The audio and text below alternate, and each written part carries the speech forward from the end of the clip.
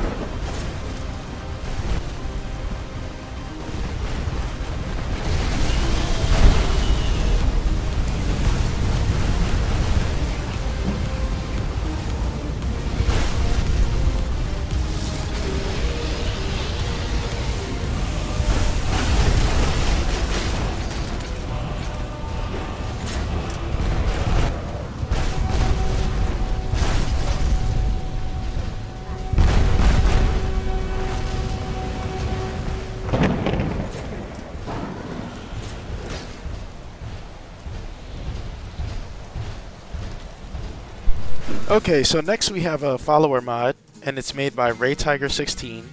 It's Sona from League of Legends, if you've ever played that game. I've never have, but I think this follower is okay. She looks like some kind of anime chick. I don't know, maybe that's what League of Legends is about. But the hair is a custom mesh from a mod called Hepsi Hair. I've never actually heard of that mod, but that hair mod is made by Ryuso. So I have to check that out sometime. But she uses whatever body type you're using. So I guess whatever shape, and if you're using CBBE, I guess she'll be using that as well. She can be found in Whiterun's Hall of the Dead. And she is a mage and a healer. So I'm pretty high level, or at least I think I am. And I set her with sweet commands, and I put her to magic only. So I watched her for a while. I don't think she has any custom spells. She just probably has like healing, grand healing, a couple of like fireballs, things like that. Nothing too crazy. I guess if you're a fan of League of Legends, then you'll probably like this character. Oh, one last thing before I start. I will say that with this hair mod, it doesn't work well with wet and cold. So if you have like a hood on, the hair will clip through. But it's not a big deal. If you don't use that mod, then don't worry about it. Now up next is Windy Ridge, a player home in Winterhold. Now this place isn't hard to find at all. It even has a map icon, so you really shouldn't have any problem finding it. Now, when you first approach the house, it's going to be locked, but there's a sign out in front of it where you could have the option to purchase the house for 5,000 gold, and once you do, a key will be added into your inventory. You could then use that key to go inside the house, and it's now yours. You own it. So the house is a decent size. It's not too big, it's not too small, but it has a lot of stuff in it. Upstairs you have your room, the master bedroom, and you also have a bathroom in which NPCs will take off their armor if they stand in it. It has a strip toggler. And there's also another room with four beds in it, but they're all owned. I'm not exactly sure how these work. This is the second player home that I've seen that did this, but you just don't seem to have access to it, and your followers don't seem to use it either. Anyway, it's also got your nice extra stuff for cooking, like the oven. So I think this house, uses assets from the Hearthfire, I believe. I never played any of the DLC yet, so I don't know. But you could definitely bake stuff, which is what I like to do in this game. And ovens are so hard to find, so it's good that there's an oven in here. Now, there's a lot of stuff in here that you're supposed to collect, I guess, from the main story quests and the side quests. So there was a lot of name stuff for me to place items that I couldn't because I didn't have the item yet. So you'll see that a lot here as well. Now downstairs is cool. Downstairs has all that stuff that just make you spend hours and hours just building, crafting, enchanting stuff. It has your alchemy table, your enchanting table. It has your workbench, an anvil to create stuff.